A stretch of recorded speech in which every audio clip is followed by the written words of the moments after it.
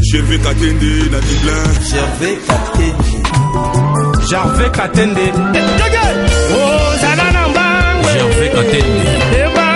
Voilà, beaucoup de gens se sont posé des questions. Qui est-il, ou du moins, au Bayebi, à Kenda Wapi. Présentement, il est à Londres. Donc, moi, je l'ai toujours dit, mieux vaut être quelque part que nulle part. C'est le cas aussi donc des Bicou les Bras. Donc, dans mes archives, j'ai fouillé, et puis j'ai retrouvé ces clips. Je me suis dit, mais où est parti ce monsieur qui, à mon avis, aux côtés de JB Mpiana, il évoluait comme il se doit, mais aujourd'hui, donc, artistiquement parlant, il est nulle part, qu'on se le dise. Il préparait un album, mais l'album n'a pas encore vu le jour jusqu'au jour d'aujourd'hui. On attend. Du moins, ce que vous avez là, image à boyo et vous permettre biso de pas forcément te ruminer à vieux souvenir, mais te mitou na rappé où est parti Songolo Pakala. Et ça, la biso ferait bien. C'était là donc Bicou les Bras, artiste et musicien, je dirais recruté depuis l'Angleterre, et donc il a fait partie de l'orchestre Wingé BCBG de JB Mpiana, le souverain Bin Nadam, et il est rentré à Londres, et voilà donc où en étant avec lui, ça se saura. Je vous ai dit au début de cette émission, bien sûr, nous allons bien sûr consacrer pas mal de minutes pour notre défunt, déjà on peut se permettre de le dire, défunt Debaba, l'apôtre Debaba, qui est parti il y a de cela quelques jours, et les Congolais l'ont pleuré comme il se doit. Et puis il y a les artistes et musiciens de la musique populaire ou la musique divine, ils ont été là pour pouvoir pleurer cet artiste. Et il y avait aussi des artistes et musiciens au Bazana Kinshasa, je dis bien Bazana Kinshasa, Bazo Belate, mais ils ne se sont pas donné la peine. Yaroya, il disait quelqu'un, il chuchotait quelqu'un à l'oreille, à mon oreille, pour me dire, mais Debaba, il est dans les mêmes races que Pépé Calé, Papa Lutumba. C'est très difficile, aux voyez un problème. Mais pourquoi Songolo Pakala Bayete? Bon, tel cas Bango, Batum Soupé, d'un côté de Bango, tu es artiste, Soupé Bazoyate. Et comment, surtout du côté de la population, comment le rôle à moi, bataille, Morobo.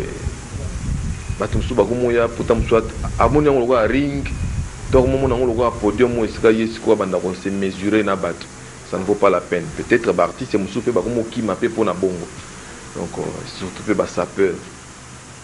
Et si vous avez une exhibition, vous avez une matin. Kalater, vous avez Eric Faka. To isola kaka to zoaka basape bilamba nzuluki mais alinka kaya au salon d'exhibition basap bani. Ça commence à me choquer. C'était vraiment une voix, comme je l'ai toujours dit, qui est partie. Alors moi consternation, moi mawa moi signe à compassion, il faut ça nabi so tant toujours les lamdoken. Et comme maté si comme il y a bataille, il y a exhibition, ce qui n'était pas moi Tripoli chez Sogona Mbangba Buntu. Donc c'était donc en passant, nous allons encore une fois rentrer du côté de la régie où Mentia et Lula ont préparé bien sûr les images pour que vous voyez un peu à quoi ça ressemblait les funérailles de Baba El Shabab. Ensuite.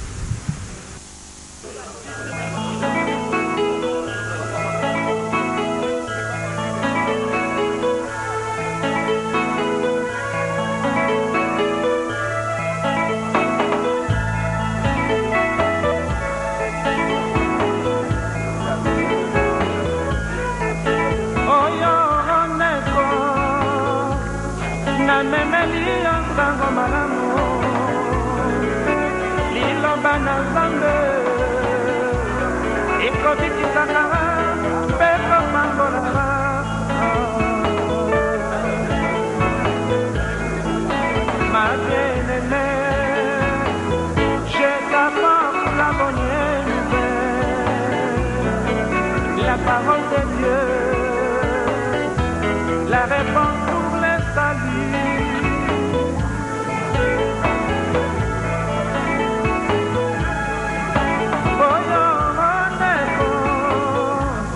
Na memeli yosamo malamu, diloba na Nzambe, ekobikisaka mpe kotambolaka.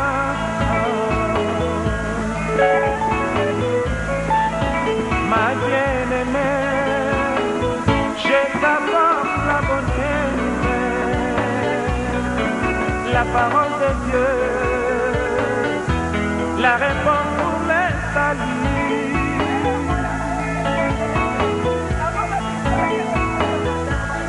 Naya kiotala yo, mokolo bate mokoso, mboto kendo sambela.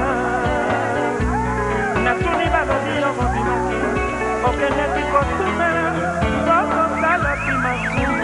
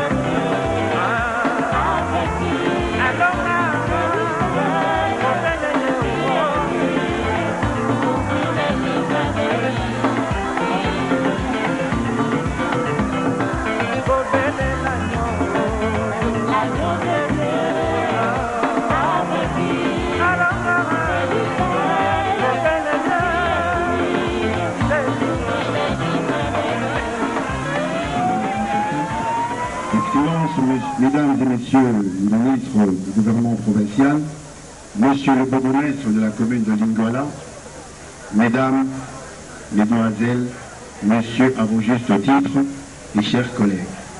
Une fois encore, la grande famille des artistes musiciens congolais, réunis au sein de l'Union des musiciens congolais en UNECO en sigle, est contrainte au pénible devoir de conduire à sa dernière demeure un de ses membres en la personne de Dieka Mbaki Claude, connu sous le pseudonyme de Debaba El Shabab, innovativement arraché à notre affection le dimanche 24 avril dernier.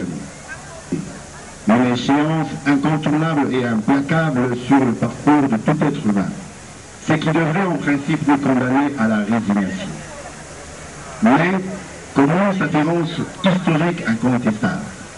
Comment accepter cette évidence dès lors que, quelques jours avant l'instant fatal, le défunt était à nos côtés, partageant avec nous les préoccupations de la vie quotidienne, formant des projets pour l'avenir? Comment envisager une séparation définitive avec lui au regard de la dimension et de l'impact de son œuvre qui l'ont rendu à nos yeux immortels? Hélas, le destin nous a brutalement ramenés à l'inéluctable réalité. Notre collègue Debaba n'est plus de ce monde. Nous plongeons dans la plus profonde consternation, dans la plus grande tristesse. Alors, que pouvons-nous donc retenir de l'artiste Debaba? Debaba El Shabab, né Diekimbaki Claude, est né à Kinshasa le 12 octobre 61, de père Dieka et de mère Pascaline Matoto. Fondateur en 1980 avec Léline Soudi et Kofi Olomide du groupe musical Historia Musica, où il lança son premier disque intitulé Sauvetage.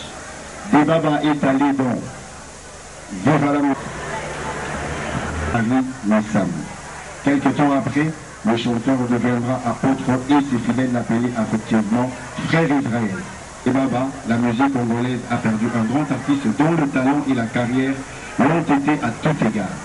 Chanteur de charme, à la voix angélique, qui est demeuré intact jusqu'à sa mort et compositeur d'une inspiration particulièrement féconde, marquant de son timbre vocal toutes les œuvres auxquelles il a prêté sa voix. Ce jour où vous quittez cette terre des hommes, laissant derrière toi maman, toutou et 4 orphelins, créant ainsi un vide au sein de la société, nous, artistes et musiciens congolais, rassemblés au sein de l'UNECO, ne t'oublierons jamais, tout en vous assurant la pérennisation de vos œuvres qui vous rendront immortels pour nous. Paix à ton âme dans l'éternité. À vous, maman Toto, nous sommes convaincus que ce moment précis, vous affrontez la plus dure épreuve de votre vie. Nous vous exhortons à vous appuyer sur la prière vivante qui est Jésus-Christ et il pourvoira à vos besoins. Je vous remercie. Merci beaucoup. Là, c'était le président. Sur les mystiques. Première chanson de Salaka, titre La nuit et ses mystères. Après, il faut bien malamu a commis na Shockstar. Mais nous avons mené na ya bengaki a contacté na Nzambe, a salé Nzambe mingi et na cadre wana to ya ko kangana sur makasi parce que ngana ye to yeba ki Yesu.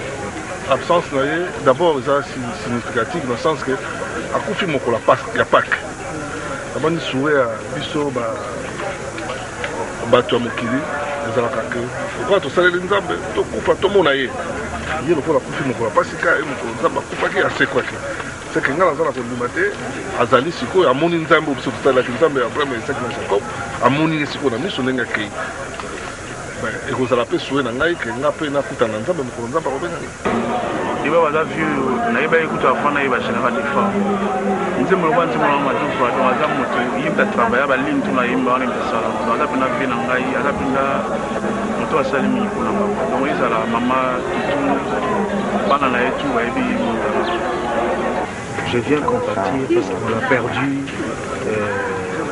vraiment Mukambi. Et le Seigneur avait permis l'album Naye au Souka, les alaki sur le marché.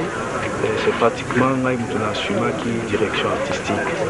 Donc, Tozalaki Naye, tu vois, quand vous préparez un album, il y a d'abord une étape de programmation. Et puis, Banzembo, en forme, tout et tout. Donc, on avait eu le temps, il y a Kozala de temps en temps, on a revenu à Pétiosa, bon rendez-vous, bon, tout ça. Et puis, Tolongwa, on a Tina, Brazzaville. On a prise de son en studio, donc nous sommes restés presque 2 ou 3 semaines ensemble pour la Mourana Tongo, pour le studio. Et puis bon, il faut matin, la monia voix qui n'a moins il faut ça.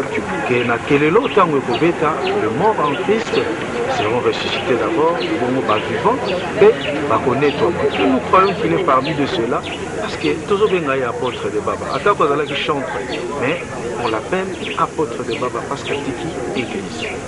Motema eza ya kobuka na kati malobezo zanga oyo azali papa na biso oyo tokuti na kati na mosala oyo ngai personnellement nazwaki ntango mingi ya kovanda na ye ntango nakoti na mosala oyo papa de Baba asunginga mingi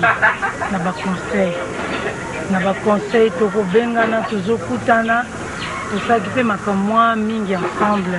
Et dernièrement kutu akaki koinvite ngai koinsiste abanga mama nina album yango wana esiluka sokoya l'air nini na bacontretemps ya bamakambo ebelebele toza nango donc naza na regret mingi kozangisa eloko ya motuya oyo na rate kozangisa papa na biso boye pasi vami baka basaccroche na maloba ya nzambe na baconseil mpe papa azalaki nango oyo apesaki biso nyonso mpona ntina na bana bakende liboso mpona mama azala fermi nzambe asala eloko nzambe akobatela bango nakanisi ntonga mpo ngai naza mondima me mpona nga kotelema koyemba c'est grâce à apôtre de Baba mpo ezalaki soki nakomi napesi kaka napesi nde asenga bino frère Thierry il faut yemba et puis nzembo nasalaki même sikoyo ebimi wana ezalaki asalaki témoin mais tellement santé bando permettre te mo apermetaki biso tolongola nde tolongoli mais na garde son ezele mpe nazalaki na église na ye lokola partenaire ntango eza na teni progrès Bethlehem na ndenge ekomi kuna tozalaki wana na kati église wana vraiment nazogarde babonsone mpo donc nakondima teke akei make amour na famille na église na yatiki kwa activité wa mpate pe na libota ye mobima amour oui église bata na bomoko mama tutu bana namoni mpe detu tozalaka na ye kuna ye nzambe apambolaka bango nayebiki eza pasi mais biso mpe totikali toza toujours na bango nsima e naosenga na paster Pascal oyo azalaki adjoint ya apôtre mpo ande komona na pena suku te na suka mosala lokola apôtre aza susu te amekana kozonga mpo ayebi eloko wana ameka motombo ane motonga wana ekende sopeza mosala nzambe touti operdre motu moko monene na milieu na environnement ya bana nzambe motu moko oyo hier encore donc eza motu oyo parmi barare oyo baza na témoignage ke asalaki musique mosusu aye kosala musique ya nzambe parmi barare wana oyo totikala ye na bango parce que eza baévénement moko eza losu mingi te et plus donc changer direction parmi barare wana parce que moni baapôtre de Baba ere babongolaka mitema bato ebele babongolaka mitema rien ke koyoka kaka ke de Baba El Shabab akomolembela nzambe alors circonstance esali lelo ke aza su te komi matière à réflexion makasi aza lisusu te mpo na nini qu'est-ce qui a fait ke lelo oyo papa wana moyembi monene ya nzambe wana pasteur monene atiki biso mpo na ngai naza na basouvenir ebele il m'a aidé beaucoup na carrière nanga surtout na carrière nanga artiste et comédien na badébut c'était parmi les rares bato ya nzambe oyo ke ils avaient confiance en nous ajua même na biso na filme moko kala toke kosenga ye tobino tona rôle moko boye pakwa banoko jouer faux pasteur po moto moko ateya ye abi non ça c'est bon les films c'est très bien bon donc yende moto sikoyo na filme wana ateyaka pakwa jouaka faux pasteur nde pakwa yokoma kosambe donc quelque part déjà azalaki na estime na biso, il croyait en nous, il croyait en ce que Dieu avait mis na biso. Lelo yazate, malgré nos occupations, ils ont marqué leur temps, même dans le parcours de Marie Nissamou, qui est ma soeur. Il a été là, derrière même ma soeur Marie Lelo, icône de la musique chrétienne, lui il était là derrière. Une fois que j'ai bandi la musique, comme ça, le clip est le Benginga, Caleb, portez les babes. Surtout, écoute, il s'allait moi tant. Mais c'est bon, fonce, Kolembate, voix au pony, c'est encore bien, Kolembate, continuer. Donc quelqu'un qui